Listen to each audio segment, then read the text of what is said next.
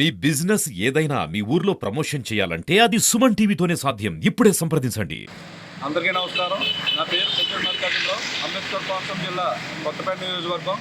ఈ రోజుకి మరి కూటమి ప్రభుత్వం ఏర్పాటయ్యి సంవత్సర కాలం అవుతుండగా ఈరోజు మరి మేము చాలా ఆనందంగా ఉత్సవాలు చేసుకోవడానికి సంసిద్ధంగా ఉన్నాం. ఎందుకనంటే మరి ఈరోజు ఆంధ్రప్రదేశ్ రాష్ట్ర అభివృద్ధి చూస్తే బ్రహ్మాండంగా కొనసాగుతుంది. అలాగే మరి గత ప్రభుత్వంలో మేము చాలా ఇబ్బందులు పడ్డాం. సరైన రోడ్లు లేక, సరైన వసతులు లేక, పిల్లలు కానీ మీకు ఇంటికి వెళ్ళడానికి కానీ చాలా అనేక ఇబ్బందులు పడ్డాం. ఈరోజు అది ఆ సమస్య ఏం లేకుండా ఆంధ్రప్రదేశ్లో బ్రహ్మాండంగా రోడ్ల అభివృద్ధి జరుగుతుంది.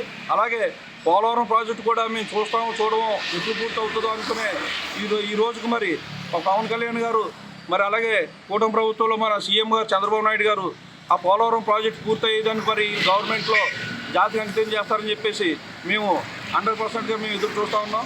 అలాగే ఈరోజు అమరావతిని చూస్తే మనం గతంలోనే అమరావతి 2014లో అమరావతి రాజధానిగా పెట్టుకుంటే ఈ తర్వాత కాలక్రమేణా వైసీపీ ప్రభుత్వం వచ్చిన తర్వాత అమరావతిని మొత్తం రాజధాని తుమ్మరోజు వచ్చి ఆయన ఏదో పిచ్చి పరిపాలనతో మూడు రాజధానులు 2 రాజధానులు అని చెప్పేసి రాష్ట్రాన్ని విచ్ఛిన్నం చేసేసాడు.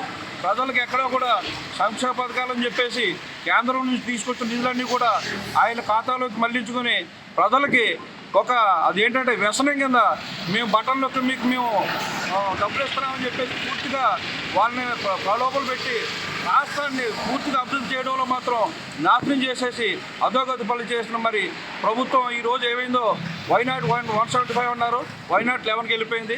2029లో మళ్ళీ హ్యాట్రిక్ చేయాలని చెప్పేసి ఈ కూటమి ప్రభుత్వంలో చిన్న మనస్పర్ధలు ఉన్నా కూడా ఎవరు కూడా ప్రతి ఒక్కరు అర్థం చేసుకుని దీన్ని ముందు సాగించాలని ఈ స్నేహబంధాన్ని మరింత బలోపేతం చేసి మళ్ళీ 2029కి కూటమి ప్రభుత్వం రావాలని అదే మా పవన్ కళ్యాణ్ గారు మరి మేమేదో ఆశ పెట్టుకుని ఉన్నాం.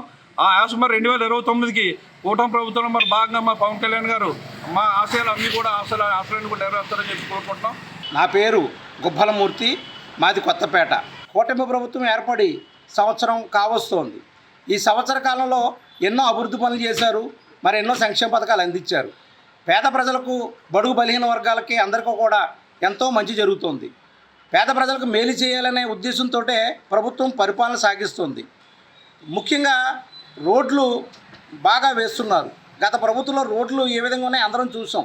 ఈ ప్రభుత్వం ఏర్పడిన అతి కొద్ది కాలంలోనే రోడ్లు చాలా మంచిగా వేసుకుంటూ డ్రైనేజీలు నిర్మించుకుంటూ వస్తున్నారు.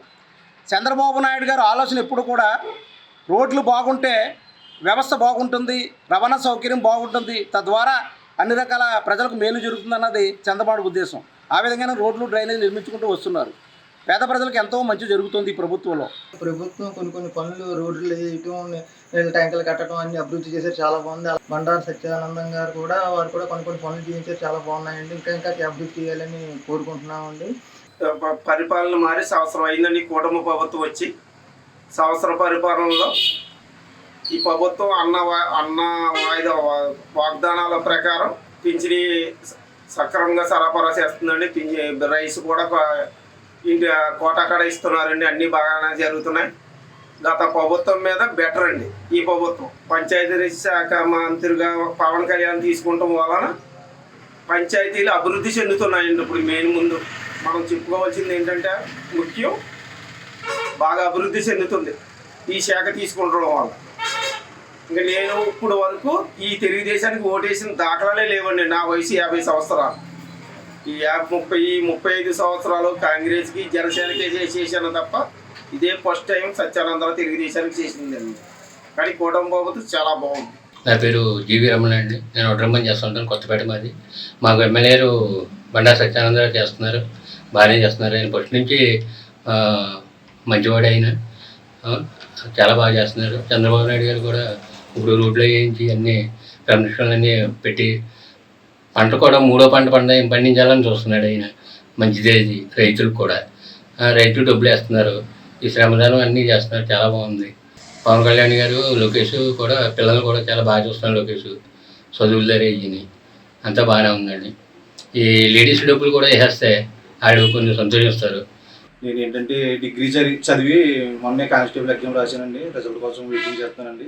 అయితే గత ప్రభుత్వం ఏంటంటే వైసీపీ ప్రభుత్వం కానిస్టేబుల్ ఏంటంటే ఏదో తీయాలన్నా పెరిగి తీసింది కానండి 3 సంవత్సరాల్లో చాలా నిరుద్యోగుల్ని చాలా ఇబ్బంది పెట్టేసిందండి. కూటమి ప్రభుత్వం వచ్చిన తర్వాత దీన్ని చాలా ఫాస్ట్గా చర్యలు తీసుకుంటుందండి. అదేవిధంగా డిఎస్సి అభ్యర్థులు కూడా చాలా మంచి గతంలో జరిగిన నోటిఫికేషన్ లాగా అదే విధంగా తీశారండి. అంటే ఈ మధ్యకాలంలో ఇటువంటి నోటిఫికేషన్ లేదండి.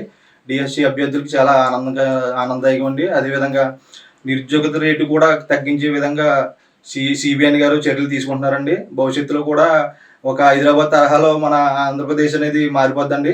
అదేవిధంగా ఐటీ రావడం ఏంటి, నెక్స్ట్ ఏఐ హబ్బులు రావడం ఏంటి, మొత్తం అన్నీ కూడా మారుతుందండి. అదేవిధంగా అభివృద్ధికి ఇది వరకు గత వైసీపీ ప్రభుత్వంలో అసలు అభివృద్ధికి ఎక్కడా కూడా లేదండి.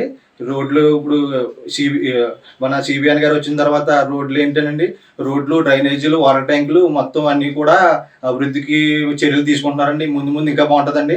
అదేవిధంగా నిరుద్యోగులకు కూడా కొంచెం వ్యతిరేకత ఉందండి. దాన్ని ఏంటంటే కూటమి ప్రభుత్వం కొంచెం సరిచేయాలని అనుకుంటున్నామండి. అదేవిధంగా ఇప్పుడు పెన్షన్లు పెంచడం కానీ, తర్వాత నిరుద్యోగులకి కొంచెం అంటే ప్రైవేట్ ఉద్యోగాలు కూడా ఎక్కువ కల్పించాలని కోరుకుంటున్నామండి.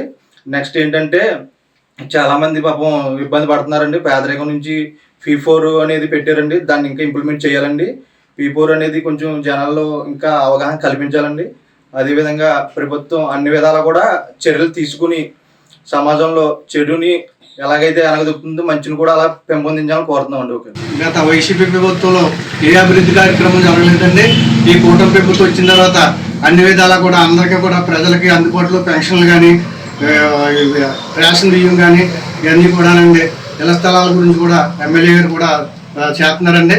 ఇవన్నీ కూడా కూటమి ప్రభుత్వం వచ్చిన తర్వాత అన్ని చక్కగా చేస్తామని చెప్పేసి ముఖ్యమంత్రి గారు ఏ వాగ్దానం అయితే ఇచ్చారో అన్నీ కూడా చక్కగా రైతు భరోసా కానీ, తర్వాత ఇవి కూడా పిల్లలకి అమ్మఒడి కానీ ఇవన్నీ కూడా వేస్తారండి.